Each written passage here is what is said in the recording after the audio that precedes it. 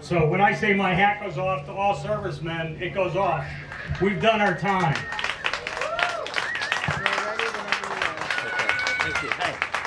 That said, I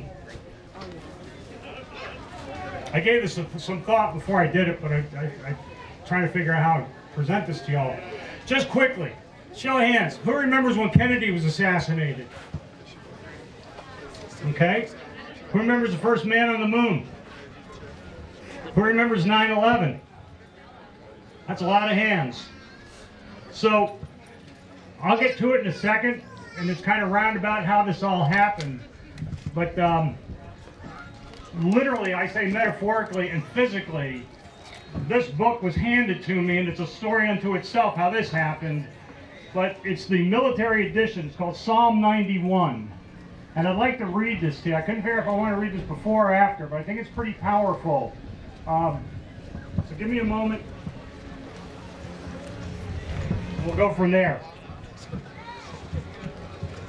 He who dwells in the shelter of the Most High will abide in the shadow of the Almighty.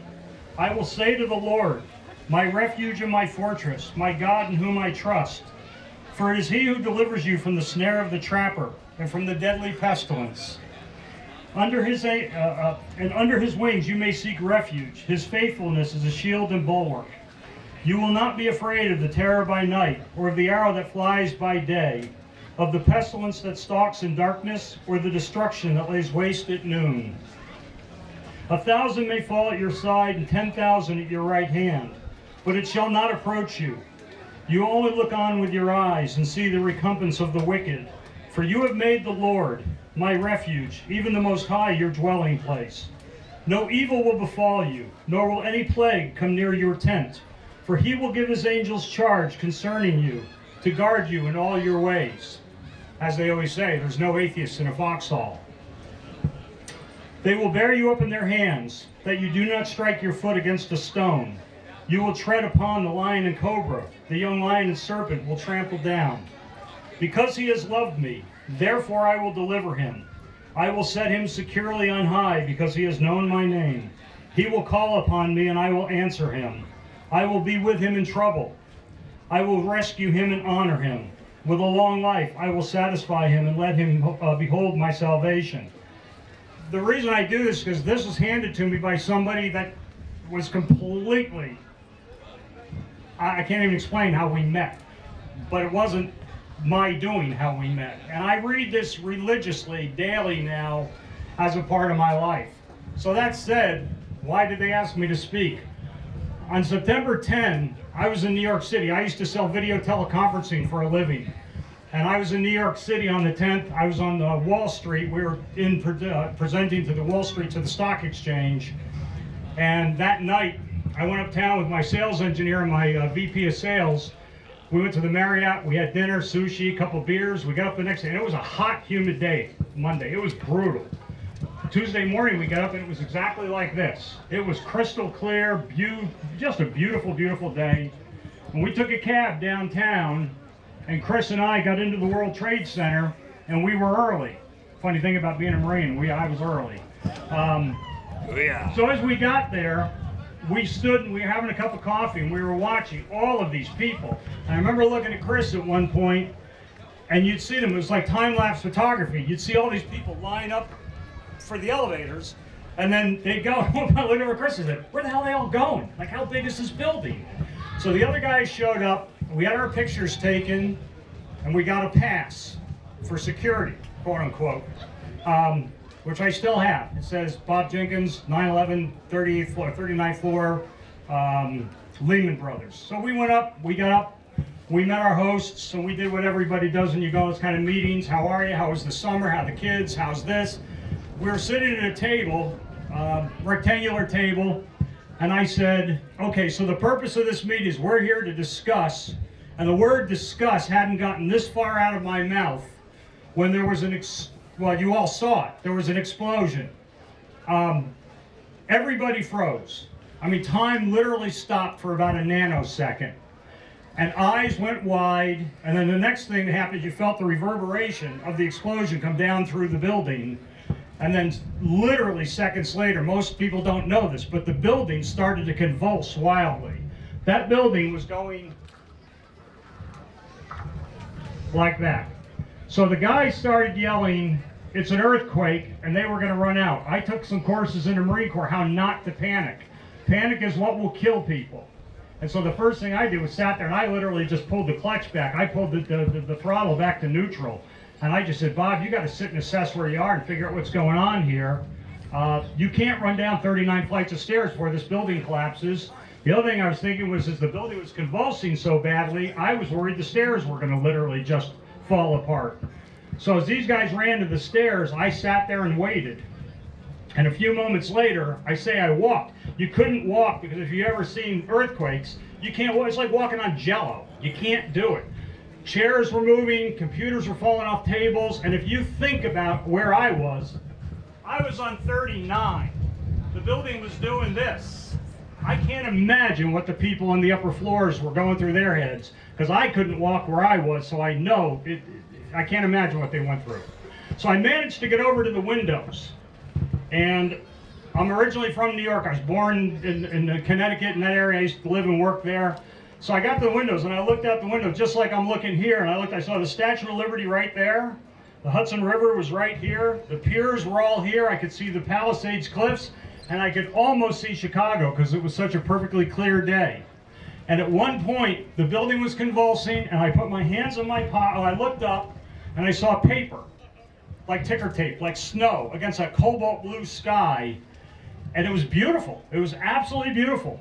And I looked out, and I put my hands deep in my pockets, and I looked down, and I just said, I smiled, and I said, "So this is where I die."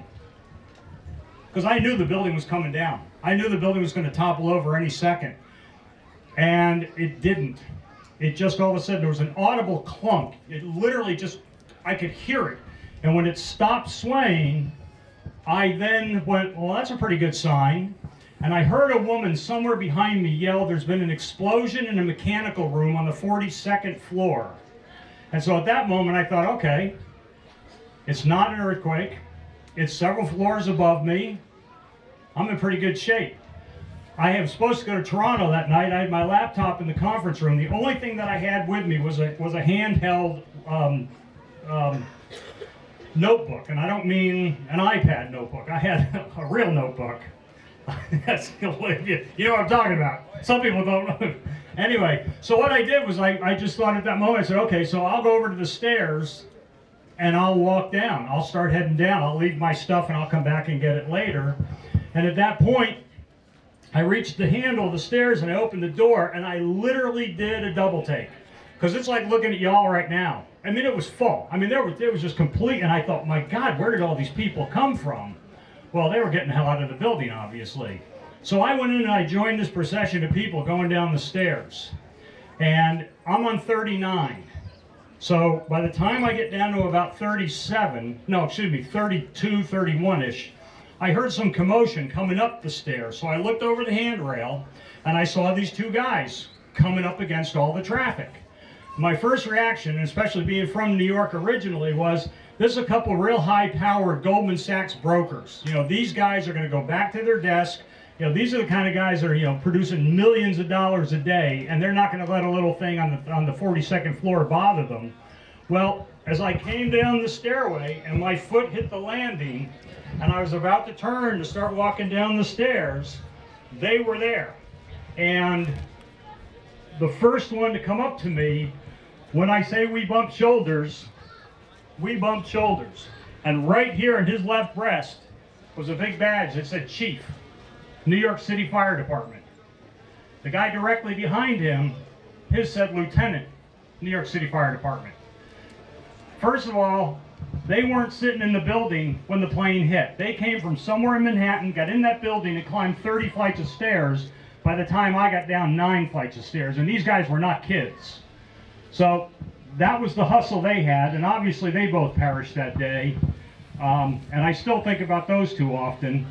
So as I passed them and I kept going down the stairs, you know, people always say, oh, was there panic? There must have been just chaos and mayhem. No, the complete opposite was true. There was a point, if any of y'all saw any of the specials that were produced years ago, there was one where they talked about a guy in a wheelchair. And as I came down the stairs, I looked at him directly in front of me on the landing. The other thing that's important to realize, if any one of you walk down a flight of stairs right now, we've done it. It would take 5, no more than 6 seconds to walk down a flight of stairs. It was taking us a little over a minute per flight. So do the math on that. That's a long time to go down a flight of stairs. So at one point, I'm looking at this guy in a wheelchair, and as I'm walking down the stairs, my first thought is, well, I'll pick him up and I'll put him on my back and I'll carry him. And I'm going down the next stair, and as I'm getting closer to him, I'm thinking, Bob, you're not a 22-year-old Marine anymore. You're not carrying a guy down a flight of stairs. And I thought, well, maybe we'll just pick him up and we'll carry him, a couple people. And I thought, no, I can't do that. And then finally I thought, what am I worried about? This is what the fire department does. They rescue people. And I'm still thinking explosion, 42nd floor. This is not planes. I had no idea that an airplane had hit the building. So I walked past him, and it created a bit of a bottleneck. And so what you'd hear is the people who couldn't see, you could just hear that sub-panic in the voice. What's wrong? Why are we slowing up? What's the problem? And immediately you'd hear people say, show respect. There's a man in a wheelchair here. There's a little bit of a bottleneck, and you'd hear that reverberate back up the stairs, and people stayed really calm. At one point, we came down the stairs, and there was a woman, God bless her, she couldn't have been more than 5 foot nothing, and she had to weigh 250 pounds. And the problem walking downstairs, people don't realize it's really tough on your quads. And to be that big and that small and that out of shape, she was walking down, and she'd take a step and stop, and she's breathing. Well, that created another bottleneck. So as soon as that happened, you heard the same thing with people saying,